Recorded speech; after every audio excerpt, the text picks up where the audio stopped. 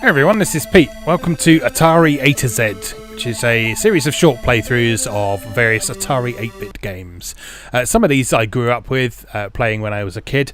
Others I'm less familiar with. My aim for this is to continually go around through the alphabet, starting with a game beginning with A, as we are today, Aztec Challenge, moving on to B the following week, C, and so on, until we go all the way around to Z.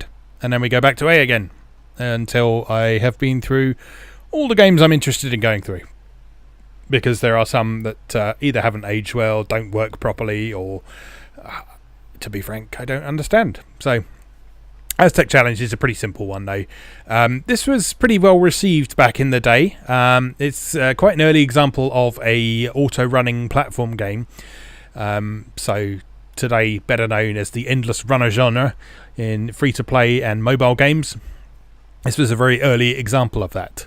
Renowned for having very unforgiving collision detection and generally being pretty hard. I wasn't very good at this as a kid, so we'll see if I'm any better at it now. Let's begin.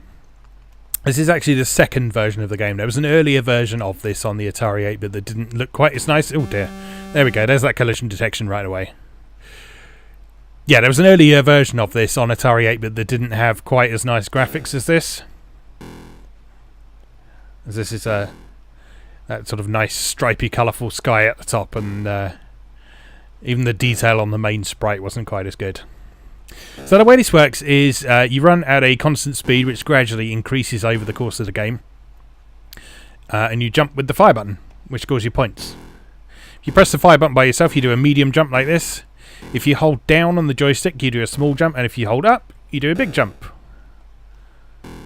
And big jumps score you more points, but they obviously leave you out of control for a bit longer. So it's not necessarily always desirable. And your main priority should always be simply just getting through the level as well. So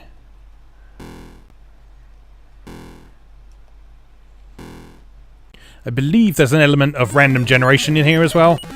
So as you progress, you'll see that each time you play, the levels aren't the same. They have a similar sort of hazards to them, but the actual layout of them is a bit different, which is pretty cool. Gives you plenty of replay value. Alright, here we are on to the second phase. So this time around, we also have ceilings we can hit our head on as well. Oh, just like that.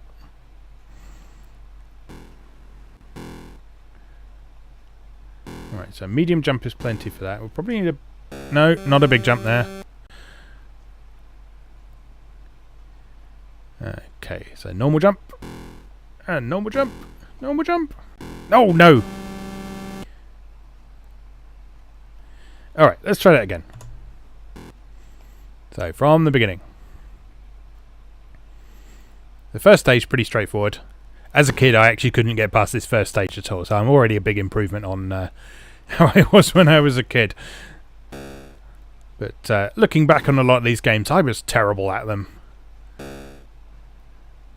I could make numerous excuses for myself, but, you know, I'm not going to.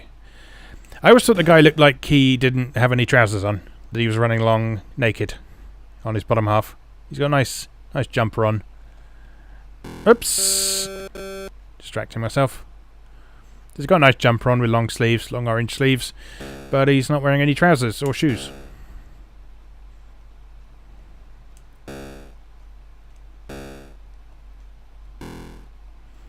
Okay, going alright so far.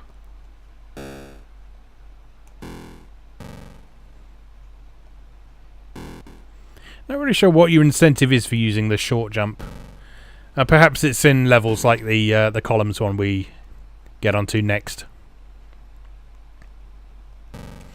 Yeah, we can probably reach... Yeah, we can reach that with a low jump.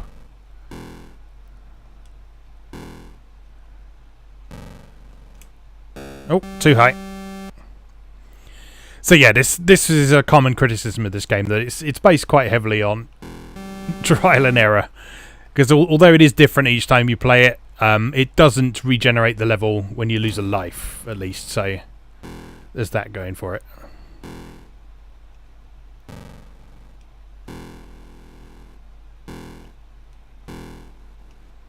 Low, medium, Oh, just too low. We done? Okay, we're done. One more try. See if I can get into the third level at least. Up.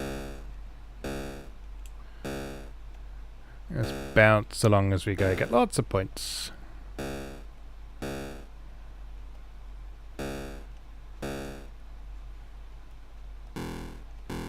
Though I guess if the levels are randomly generated, your score is essentially kind of meaningless.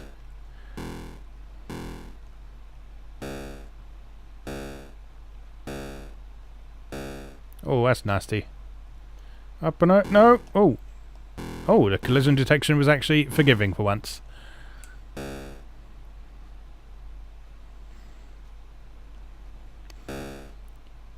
Yeah, this got a lot of praise back when it was first released for its nice graphics and its decent animation. Obviously not much going on in the sound department, but it looks nice. Plays quite well. Controls are nice and responsive. It helps that they're very simple, of course. There we go, right through that wall. Disgraceful. Hacks. And also, its smooth scrolling got some praise as well. It's obviously the Atari 8-bit being a home computer did not have. Oh no! It did not have things like hardware scrolling capabilities. So if you wanted your screen to scroll, you had to do clever things that I never understood. But which a lot of talented programmers, even contributors to magazines at the time, the 8-bit era was a time when you could just type in a game in BASIC from a magazine you got off the newsstand and you'd get a free game. So that was something I always liked. And it's, in fact, that is the reason that my typing speed these days is so good, just because I typed in so many of those listings from magazines that I got really quick and accurate at typing very quickly. Oh no.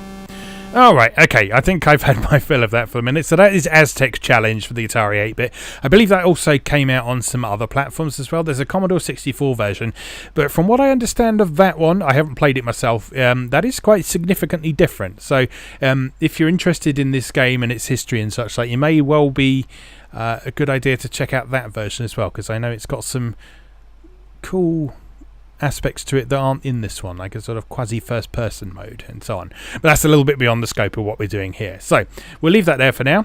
Thank you very much for watching, and I will see you next time.